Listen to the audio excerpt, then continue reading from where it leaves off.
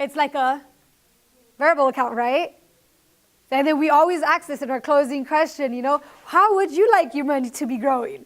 Same thing, how would you like your business to be growing? Steadily. One thing Matt and Sheena always do, they do this with their MDs.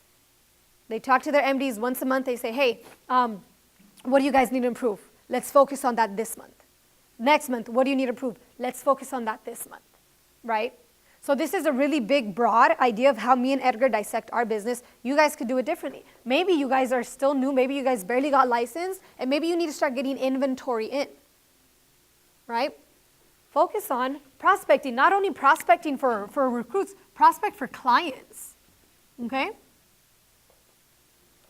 Prospecting for clients. Candice, you're great at that, right?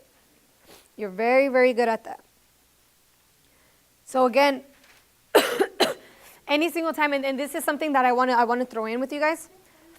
So one thing, it doesn't matter if it's prospecting. It doesn't matter if it's a phone call. It doesn't matter if it's presentation. It doesn't matter if it's follow-up, or it doesn't matter if it's fast start. What's one thing that you guys could say all of this has in common?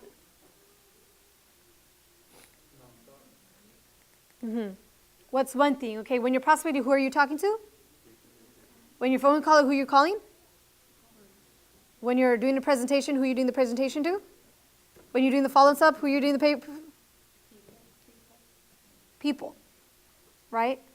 People. Get good at building rapport. Get good at building relationships with people. You have to be likable. Sadly, we live in a judgmental, so they see the way you're presented, they see the way you're dressed, right? And people judge you, right? The car we drive, people judge us, right? Like we just live in a judgmental world. I just wish we didn't live in a world like that, but it's sad we do. You always need to be presentable. And when you talk to people, make sure that, you're building rapport with them. You're actually making them feel important when you're talking to them. So building rapport is very, very important when it comes to anything you do. If you learn how to build rapport, that's one of the most important areas, right, to improve your business. So when we're talking about building rapport, you guys, so talking to people, what do you guys feel like you guys are, what do you feel like connection is? When you start talking to someone and there's like a connection, like, man, dude, like I really like that person. What do you think happened? What do you think is that moment that, man, it's a connection? So a lot of the times, like when we do the script of building rapport, we ask a lot of questions, but those questions are meant for some of you guys, for us to find the common denominator between the two. You ask about their family, you ask about their work, you ask about their goals. Hey, my family, I have a big family too. Like, oh my gosh, did you grow up having, like, did they pass down the clothes to you, like, through generation to generation? Like, did you wear the same shoes that your like, older sister were like, oh my gosh, yes. And she would always come into my room and she would steal my clothes like, girl, I know how you feel, right?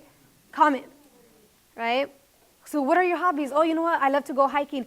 I love going hiking. Have you gone to Mission Peak? Yes, I've gone to Mission Peak. Have you been on that one rock where, like, you're just, like, standing over and you take a picture like you're falling off? No, I haven't done that. You need to try doing that. You got to go do that, right? Comment. So the more genuine we are, the more we learn how to build rapport, the more we see our clients as actual human beings and not just a quick paycheck at the end of the day, the more it's going to be easier for us to build that rapport, to have that connection with them, right? So those questions are just meant for you guys to find a common ground. And you guys could talk about one subject the whole time you guys are doing the phone call, doing the presentation, doing the follow-up. You guys could talk about one subject, just your kids, right? And the person, you built rapport. You're great at building rapport. There's this one time I built rapport with the girl for an hour just talking about our kids because, we were both new moms and we're just like, oh my gosh, this is crazy, and do they do this, and what do you do for this, and what shampoo do you use, and what milk do you use? Do you use organic, and this and this and that. We had a conversation all about kids. I didn't find out what her hobby was. I didn't find out, like anything else. Just that one common denominator that you have with your client, that's what you want to find out. That's what you want to stick to, okay? So I want you guys to do this. I want you guys to dissect your business. I want you guys to see what you need to improve on, but not also that, I want you to attack it. right? Set a goal. Set something up like, hey, you know what? I want to try doing this. I want my business to start growing. I noticed that I need help on this area, that area, and this area. What can I do to improve it, right? You're going to see the people that do this and the people that do this consistently, they're going to be growing consistently, bigger and bigger and bigger. They're not going to stay stagnant, right? How do you guys want your business to be growing? With consistency, okay? You should spend at least 1 or 2 hours a month getting this out of the way. 1 or 2 hours a month, okay? So dedicate some time to that, all right? Any questions? Pretty good? Pretty good? Okay. So if you guys don't know the steps, I'm going to give you guys the steps right now. One more time, okay? So identifying a leak in your business, the number one thing is write out everything you do. Number one is write out everything you do in your business's steps. Okay, step number one, I usually prospect. This is how I prospect. Step number two, I'll either call them 2 to 3 days later. Be detailed. Step number three, I'll set the presentation, the appointment up, the RI. You know, I use the hustle. I spend, this amount of time on it, dissect it. Step number four, this, write it all in steps. Okay? Number two, what you're going to do after you write down in detail, take your time when you're doing this, prioritize the 5 most important ones to you. Step number 2, prioritize the 5 most important ones. Step number 3, rank yourself on a 1 through 10 on how you feel on these steps. Rank yourself on a 1 through 10 on how you feel on them.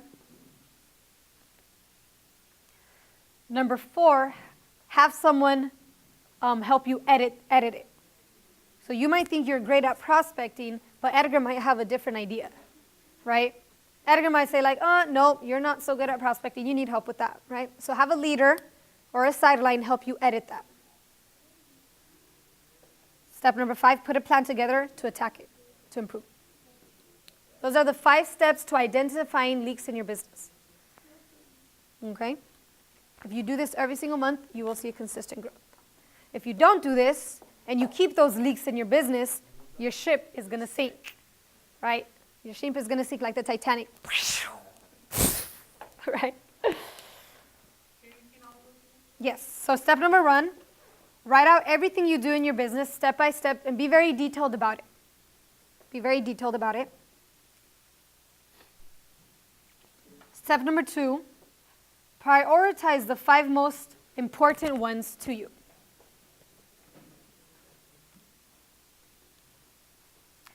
Step number 3, rank how well you feel on these steps from 1 to 10. Or grade yourself from A to F, right, for us teachers. Step number 4, have someone help you edit that. So either speak to me and Edgar, your uplines, or a sideline. Hey, how do you feel like I'm on prospecting? And when you guys have these conversations, you guys need to be completely honest with each other. Just so you don't want to hurt their feelings. Oh, you're great at prospecting. You're hurting them more than you're helping them. Like, hey, you know what? I'm going to be honest with you. Like, you need a lot of help in this area. And if you fix this area, believe me, oh my gosh, you will be killing it. But I'm not going to lie to you and I'm not going to tell you you're good at this area if I know you're not, right? Be honest, okay? Step number 5, put a plan together. Put a plan together to attack those areas that you need to work on.